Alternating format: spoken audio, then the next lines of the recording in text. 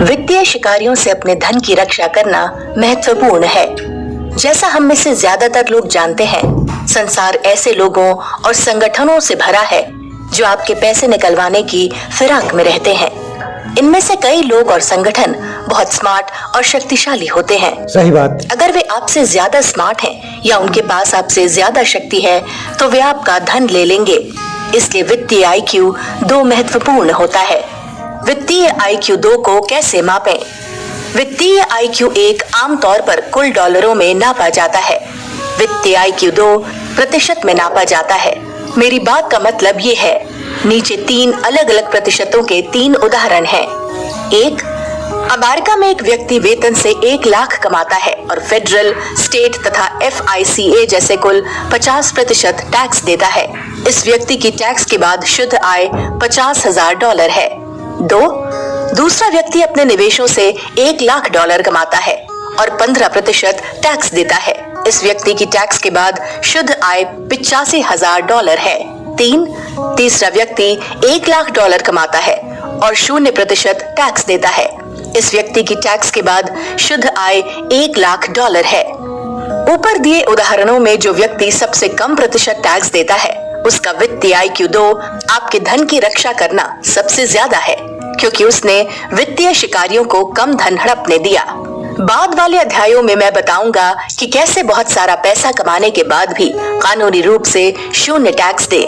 लेकिन हाल फिलहाल मन में ये सरल विचार रखें, वित्तीय IQ 2 आमदनी के उस प्रतिशत को मापता है जो व्यक्ति के पास अंततः बचता है और वित्तीय शिकारियों के हाथ नहीं लगने देता। खरगोश, पक्षी और कीड़े। वित्तीय शिकारियों से धन की रक्षा करने का महत्व अमीर डैडी ने अपने बेटे और मुझे बहुत कम उम्र से ही सिखाना शुरू कर दिया था। हमारे पास पैसा आने से पहले, चूँकि हम बहुत छोटे थे, इसलिए अमीर डैडी ने हमें किसानों के आसान उदाहरण से अपनी बात समझाई। उन्होंने कहा, किसान को अपनी फसल खरगोशों, पक्षियों और कीड़ों से सुरक्षित रखनी पड़ती है। खरगोश, पक्षी और कीड़े किसान के लिए चोर हैं। खरगोश चोर थे। ये लड़कपन में मेरे लिए शक्तिशाली सबक बन गया। खरगोश प्यारे लगते थे, वे हानि रहित दिखते थे। यही पक्षियों के बारे में सच था। वास्तव में मेरे घर पर एक पालतू तोता था और किसी पक्षी को चोर समझना काफी कठोर बात लगती थी। लेकिन कीड़ों की बात मैं समझ गया। मैं जानता था कि उन पर चोर का ठप्पा कैसे लगाया जा सकता है। मेरे घर पर बगीचा था जिसकी कई सब्जियां कीड़े खा जाते थे। हमारे पीछे खड़े अमीर डैडी हमें डराना नहीं चाहते थे। वे तो बस अपने बेटे और मुझे असल संसार के बारे में जागरूक बनाना चाहते थे। खरगोश और पक्षियों जैसे प्यारे जीवों का इस्तेमाल उन्होंने इस कारण किया क्योंकि हमारी व्यक्तिगत दौलत के कुछ सबसे बड़े चोर दरअसल डाकू, अपराधी या गैर कानूनी लोग नहीं होते। उन्होंने खरगोश और पक्षियों का इस्तेमाल इसलिए किया क्योंकि वे चाहते थे कि हम ये याद रखें, सबसे बड़े कुछ वित्तीय शिकारी वे लोग और संगठन होते हैं जिनसे हम प्रेम करते हैं, विश्वास करते हैं या सम्मान करते हैं। ऐसे लोग या संगठन जिनके बारे में हम सोचते हैं कि वे हमारी तरफ हैं और हमारे समर्थन में खड़े हैं। अमीर डैडी ने कहा था, हमारे पीछे इतने सारे लोग खड़े होते हैं, इसका कारण ये है कि वहाँ से हमारी जेब में हाथ डालना ज्यादा आसान होता है। बहुत सारे लोगों के सामने वित्तीय समस्याएं इसलिए भी हैं क्योंकि उनकी जेब में बहुत सारे हाथ हैं। जिस तरह किसान के लिए खरगोश, पक्षी और कीड़े शिकारी होते हैं, उसी तरह अमीर डैडी के असल संसार के वित्तीय शिकारियों की सूची में ये शामिल थे। अफसर, बैंकर, ब्रोकर, व्यवसाय, दुल्हन, प्रेमिकाएं, साला और वकील। सरकारी अफसर। जैसा हम सभी जानते हैं, टैक्स हमारे सबसे बड़े खर्च हैं। टैक्स विभाग आपसे पैसा लेकर सरकारी अफसर को दे देता है जो इसे खर्च करता है। दुर्भाग्य से ज्यादातर नेताओं और अफसरों के साथ समस्या ये है कि वे धन खर्च करने में बहुत अच्छे होते हैं। ज्यादातर शासकीय सेवकों को ये पता नहीं होता कि पैसे कैसे बनाएं। शायद इसलिए वे अफसर बनते हैं। अगर वे पैसे बना सकते तो शायद वे अफसर के बजाय व्यवसायी होते। चूँकि वे ये नहीं जानते कि पैसा कैसे बनाएं, लेकिन इसे खर्च करने में माहिर होते हैं, इसलिए अफसर टैक्स के जरिए हमारा पैसा खींचने के सृजनात्मक तरीके सोचने में काफी समय लगाते हैं। मिसाल के तौर पर अमेरिकी अफसरशाहों ने AMT नामक चतुराई भरी टैक्स योजना बनाई, जिसे ऑल्टरनेटिव मिनिमम टैक्स कहा जाता है। AMT 1970 में शुरू हुआ।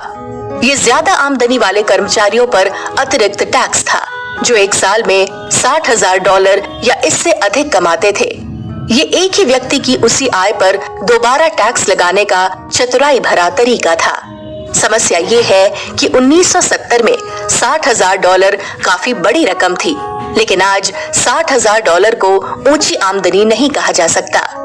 कई अमीर लोग ये टैक्स नहीं देते हैं, सिर्फ ऊंची आय वाले कर्मचारी देते हैं। जैसा आप जानते हैं, हम अपनी आमदनी निवेशों, मकानों, कारों, गैसोलीन, यात्रा, कपड़ों, भोजन, शराब, सिगरेट, व्यवसायों, शिक्षा, परमिट, लाइसेंस, मृत्यु आदि पर टैक्स देते हैं। हम टैक्स पर टैक्स देते हैं। हम उन टैक्सों पर भी टैक्स देते हैं जिनके बारे में हम जानते भी नहीं हैं। हमें ये कहकर प्रेरित किया जाता है कि टैक्स देना समाज के लिए अच्छा है, और कुछ टैक्स अच्छे होते भी हैं। लेकिन समाज की समस्याएं इस बात से ज्यादा बड़ी हो जाती हैं, क्योंकि सरकारी अफसर ये नहीं जानते कि समस्याओं को कैसे सुलझाना है, और इस वजह से वे ये भी नहीं जानते कि पैसा कैसे बनाना है। वे तो सिर्फ इतना जानते हैं कि समस्याओं पर पैसे कैसे फेंकना है। जब ज्यादा पैसे से समस्या नहीं सुलझ पाती है, तो वे चतुराई से नए टैक्स बना देते हैं। क्योंकि समस्याएं ज्यादा बड़ी बनती जाती हैं, इसलिए हम टैक्स में आमदनी का जो प्रतिशत देते हैं वो भी बढ़ता जाता है। जिस तरह चक्रवृद्धि ब्याज हमें ज्यादा अमीर बनाता है, उसी तरह चक्रवृद्धि टैक्स हमें ज्यादा गरीब बनाता है। ये भी एक कारण है कि वित्तीय IQ 2 इतना महत्वपूर्ण है। अगर आपके कमाए पूरे पैसे को वित्तीय शिकारी आपसे छीन कर ले जाएं, तो आप अमीर नहीं बन सकते। टैक्स महत्वपूर्ण होते हैं। आगे बढ़ने से पहले मैं ये कहना चाहूंगा कि मैं सरकार या टैक्स देने के खिलाफ नहीं हूँ। अमीर डैडी कहते थे, टैक्स सभ्य समाज में रहने का खर्च है। उन्होंने अपने बेटे और मुझे बताया कि टैक्स स्कूलों और शिक्षकों, अग्निशामक दल और पुलिस, अदालती तंत्र, सेना, सड़कों, हवाई अड्डों, भोजन की सुरक्षा और सरकार के सामान्य संचालन का खर्च उठाते हैं। टैक्स के साथ अमीर डैडी की कुंठा ये थी कि सरकारी अफसर अपने सामने की समस्याओं को शायद ही कभी सुलझाते हैं, जिसका मतलब था कि टैक्स हमेशा बढ़ते रहते हैं। किसी समस्या को सुलझाने के बजाय सरकारी अफसर अक्सर समस्या के अध्ययन के लिए समिति का गठन कर देता है, जिसका मतलब है कि कुछ भी नहीं किया जाएगा, हमारे टैक्स बढ़ते जाएंगे। इस एहसास के बाद अमीर डैडी का दर्शन ये था, सरकारी अफसर का काम कानूनी रूप से आपकी जेब में ज्यादा गहराई तक हाथ डालना है, और आपका काम उन्हें यथासंभव कम से कम लेने देना है, कानूनी रूप से। दुर्भाग्य से जो लोग सबसे कम कमाते हैं, प्रायः वही टैक्स में सबसे ज्यादा प्रतिशत देते हैं। एक कार्यक्रम में वॉरेन बफेट ने अमेरिकी टैक्स प्रणाली के बारे में ये कहा था, यहाँ मौजूद हम 400 लोग टैक्स में अपनी आमदनी का उससे कम प्रतिशत देते हैं जो हमारी रिसेप्शनिस्ट या हमारी सफाई कर्मी देती है। अगर आप मानवता के सबसे सौभाग्यशाली 1% में हैं, तो बाकी 99% के बारे में सोचना मानव जाति के प्रति आपका फर्ज है। कौन सा राजनीतिक दल बेहतर है?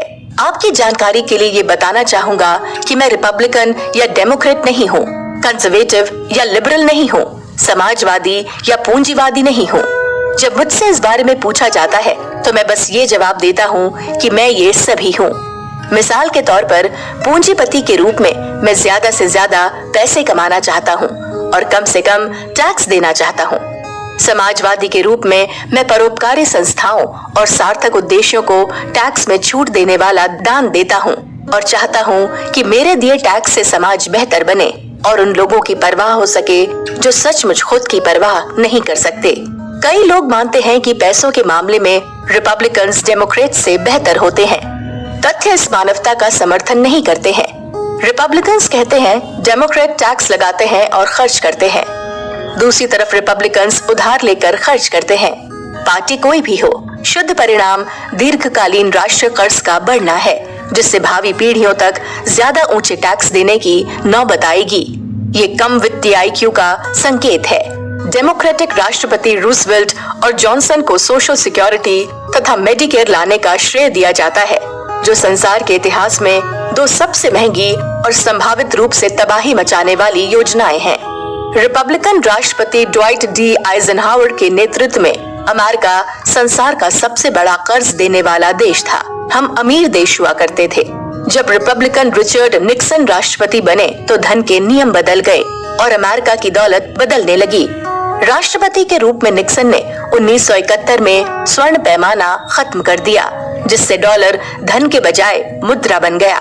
देश की वित्तीय समस्याओं को सुलझाने के लिए निक्सन ने सरकार को ज्यादा से ज्यादा धन छापने की अनुमति दी। ये उस व्यक्ति की तरह है जिसके पास बैंक में पैसा नहीं है, फिर भी वो चेक काटे जा रहा है। सरकार आज जो करती है, अगर वो हम करें तो हम जेल में होंगे।